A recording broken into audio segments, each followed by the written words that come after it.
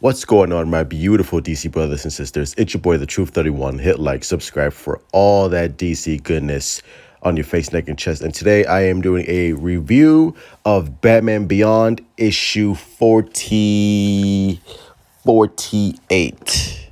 And let me tell you something.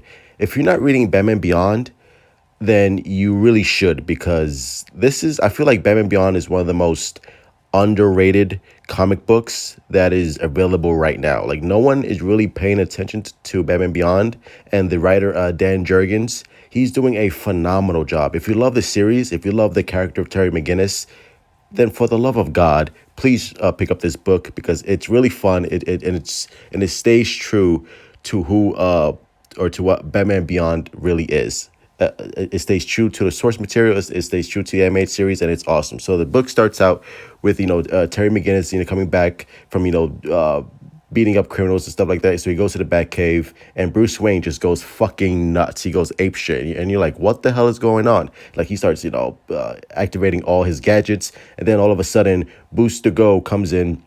And I love Booster Gold. I love his introduction, and I love his interaction with Terry McGinnis. Like Booster Gold is just one of those. He's one of those characters who's like so annoying, but his heart is in the right place, and somehow he manages to always win in the end and do the right thing. So I like Booster Gold. He's pretty cool. So basically he comes in and says like, hey, we gotta go to the future, and by the way, your brother dies.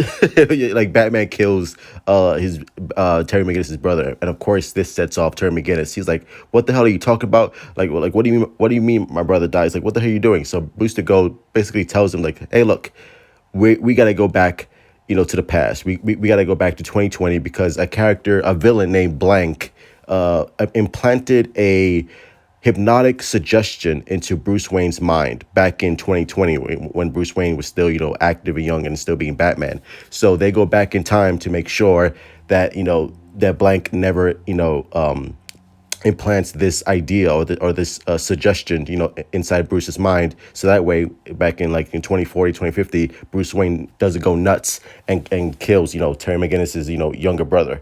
So they go back in time.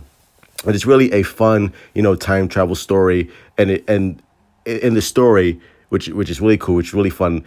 Terry McGinnis manages to find a young kid who happens to be Warren McGinnis, which is Terry McGinnis' father. Who, if you don't know, Warren McGinnis was killed by the Joker gang in the Batman Beyond animated series. And of course, that leads Terry McGinnis to avenge his father's death. It leads him to find Bruce Wayne, and of course, Terry McGinnis steals Bruce Wayne's suit, becomes the Batman, and finds the person who's responsible for his father's death, avenges him, and of course, that leads the quest with Bruce Wayne, Terry McGinnis, teaming up to become a partnership to be the new Batman. So it's really cool to see.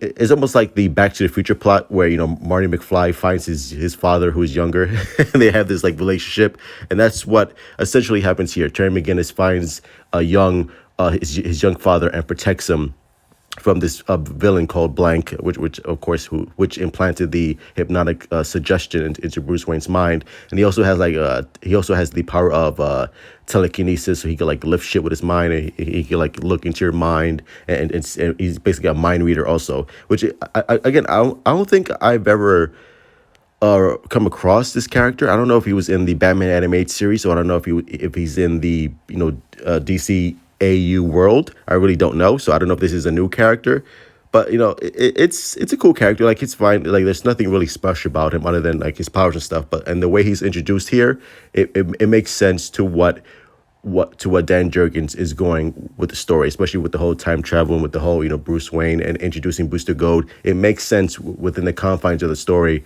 to why Booster Gold would be here, and why he would bring Terry McGinnis back into the past and do this whole Back to the Future setup story. So overall, it's really fun. It's really cool. It has some neat moments here and there, and I like the introduction of Booster Gold.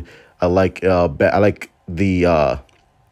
the just the setup between the inevitable setup between Batman Beyond Terry McGinnis and Bruce Wayne, who's in his prime, who's still Batman. Of course, towards the end of the book, Terry McGinnis saves the kid, saves his father, Warren McGinnis, and of course, they run into Batman, who's like, "What the hell is this? Like, who are you? Like, like why are you wearing why are you wearing a Batman costume or a new version of a Batman costume?" So it leaves off in a cliffhanger with Terry McGinnis finding a younger Bruce Wayne and stuff like that. So of course in the next issue that's going to lead to a fun little dynamic as to like the two of them figuring out who they are and what they want. So like again, like overall it's a fun issue. I really like it. Again, like Batman Beyond, as I said, is one of the most underrated books out there that no one's really talking about, and they really should, because again, if you're a fan of Batman Beyond, if you're a fan of Terry McGinnis, you should really read this book because it's a whole lot of fun. And I think if you want to go read it, go read. I think the first book is out now, Batman Beyond Rebirth. Like, go pick up book 1, book 2, book 3, book 4, book 5. They're all fantastic, and they're all worth a read. So if you love Batman Beyond, go pick up this book. But anyway, those are my thoughts. Smash that like button, my beautiful DC brothers and sisters. Subscribe, hit me up on Twitter, Instagram. Let's continue having a DC conversation as always. Support DC, love DC.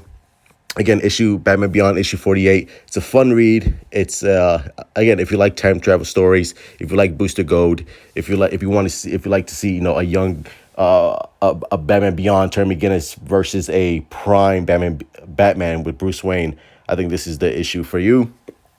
And I'm excited to see what the inevitable setup for issue 49 is going to be, which I will be reading currently. So I'll look out for a review on that one. But yeah, again, overall, fun issue. I really liked it. I love the Batman Beyond series. I love Terry McGinnis. I love the older Bruce Wayne. I love their whole dynamic. I like Booster Gold. I like his interaction in this book. And seeing a young Warren McGinnis, it's going to be really interesting to see what happens. But anyway, yeah, go read it. It's fun. And as always, truth out.